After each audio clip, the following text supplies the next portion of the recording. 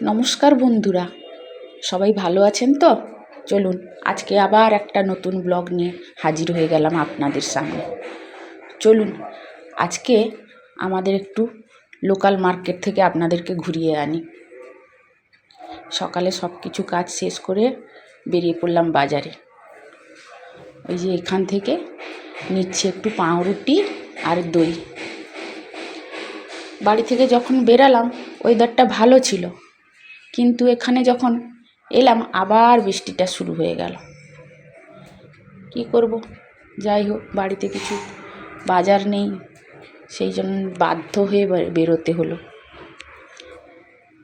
যে এখানে পাউরুটি আর ওই দইটা নিলাম, নিয়ে এবারই সবজি বাজারে যাব। এই যে দেখুন, বলতে বলতে বৃষ্টিও চলে এলো। এটা হচ্ছে আমাদের বাইপাস, এই পাশ দিয়ে চারদিকে গাড়ি যায়। দেখুন কীরকম মুষলধারে আবার বৃষ্টি শুরু হলো। এই দিক দিয়ে কলকাতা যাওয়ার রাস্তা। যাই হোক, সবজি বাজার থেকে এবার সবজি কিনবো। বাজারে এখনও সবজির দাম এত বেড়েছে, তবে যাই হোক চাষিরা কিন্তু আমাদের সারা বছরই, যত ঝড় হোক বন্যা হোক, আনাজ আমাদের ঠিক জুগিয়ে দিচ্ছে। দেখে দেখে একটু আনাজ নিতে হচ্ছে। তেমন কিছু নেব না, কারণ বৃষ্টিতে না বেশি কিছু নিয়ে এলে ওই নষ্ট হয়ে যায়। 2 দিন 3 দিন থাকবে, তারপরে সব পচে যাবে। তাই এখান থেকে একটু গাজর, বিট এইগুলো নিলাম।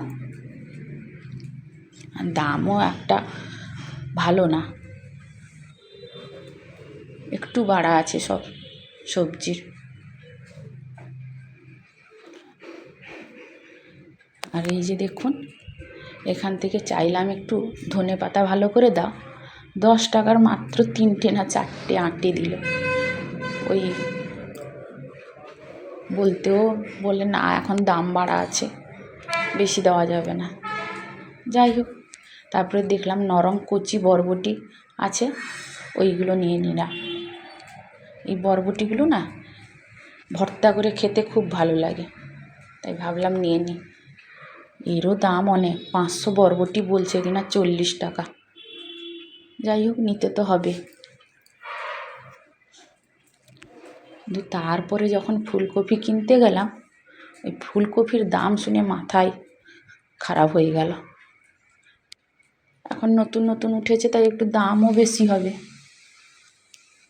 এগুলো নিতে তো হবে, কিছু করার নেই। ফুলকপিও একটা নিলাম। ফুলকপি বলে কিনা 60 টাকা, দামও কমালো না।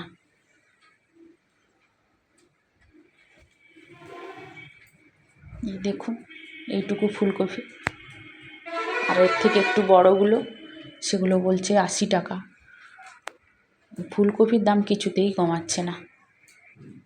যাই হোক, বাড়িতে সবাই ফুলকপিটা একটু খেতে ভালোবাসে, তারপরে এখন নতুন ফুলকপি উঠেছে তো, সেই জন্য একটু মানে যা করব একটু খেতেও ভালো লাগবে।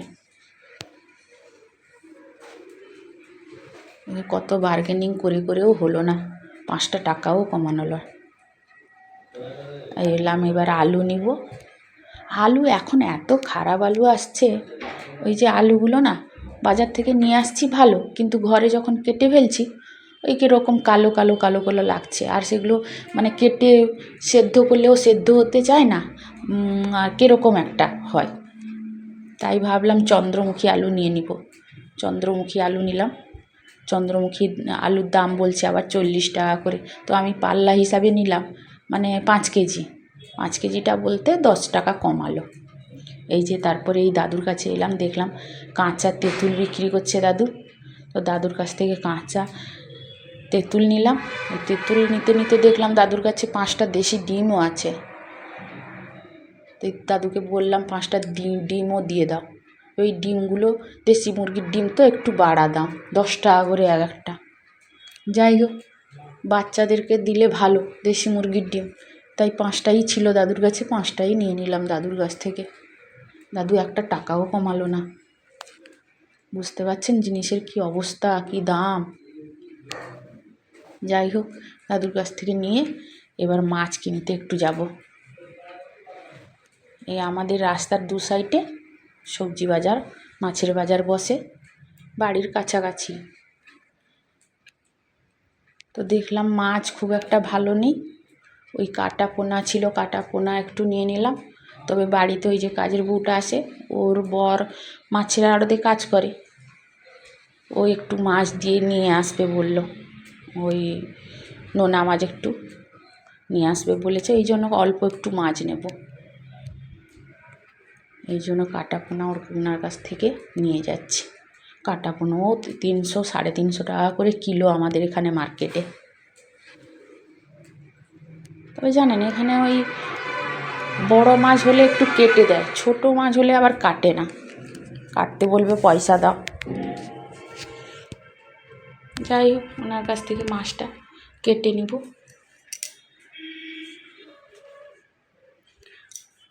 ওই মাছটা 7-8 খানা হয়ে গেল, হয়ে যাবে মোটামুটি বাড়ির সবাই।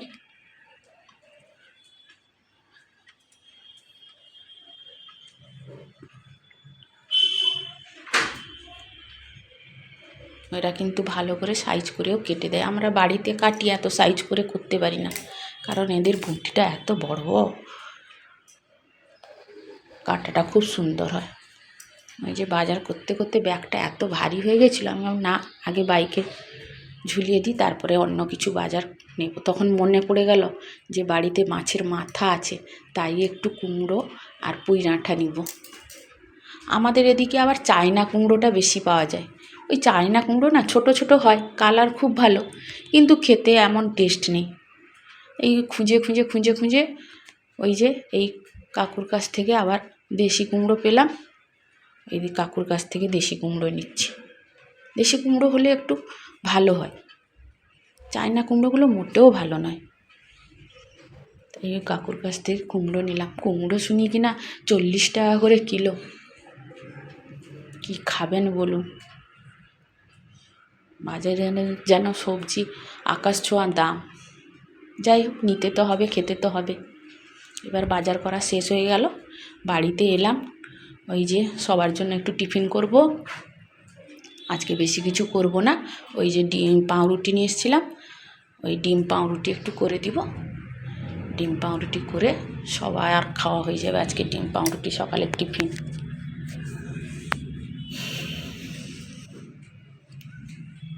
ডিম পাউরুটিটা করলে তাড়াতাড়িও হয়ে যায়, আর সবাই বাচ্চা থেকে বড় সবাই খেতেও ভালোবাসে। তাই আজকে 2 রকম 3 রকমের কিছু করব না, সবার জন্যই ডিম পাউরুটি করে দিলাম। এই যে পুচকাটা দেখুন, এই পাশের বাড়ি থেকে আসে যখন তখন তার পিসির সঙ্গে, এসে আমার ঘরে একটু খেলাধুলা করে আবার চলে যায়। আর এইটুকু বাচ্চা দেখুন, তার মুখের পোঁচ কীরকম করছে, একা একাই সব কিছু করে। সে কথা এত সুন্দর বলতে পারে, মনে হবে যেন কেউ শিখিয়ে দিয়েছে।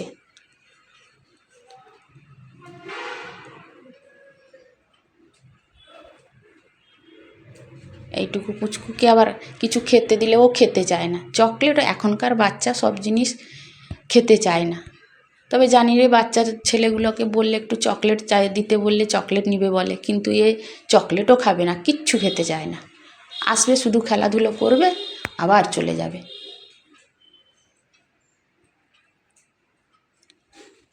এই যে ডিম পাউরুটি করেছি, সবাইকে এবার দিয়ে দিব। তারপরে এই ব্যাগ থেকে সবজিগুলো বের করে গুছিয়ে রাখলাম, রেখে এবার ওই মাছগুলো কুটতে বসবো। মাছগুলো নিয়ে এসছে, কেটে নিয়ে আসেনি, বসে নিজেকে কাটতে হবে। এই মাছ কাটতে আবার বড় জ্বালা। ছোট ছোট মাছগুলো কেটে নিয়ে এলে একটু ভালো হয়, ওকে বলি ও শোনে না। যাই হোক, মাছগুলো কুটে নিয়ে তারপরে রান্না শুরু করব। এই যে আমাদের এখানে এই মাছটাকে বলে পাটিয়া মাছ আর তাঁপড়া মাছ। বন্ধুরা, আপনাদের ওখানে কে কী বলে আমাকে কমেন্ট বক্সে জানান। তবে মাছগুলো কাটতে বা বেশি সময় লাগে না, খুব তাড়াতাড়ি কাটা হয়ে যায়।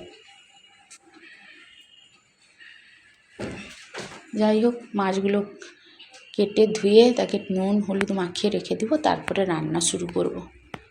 তবে আজকের মতো এখানে শেষ করছি বন্ধুরা। নমস্কার, সবাই ভালো থাকবেন, সুস্থ থাকবেন, সবার খেয়াল রাখবেন।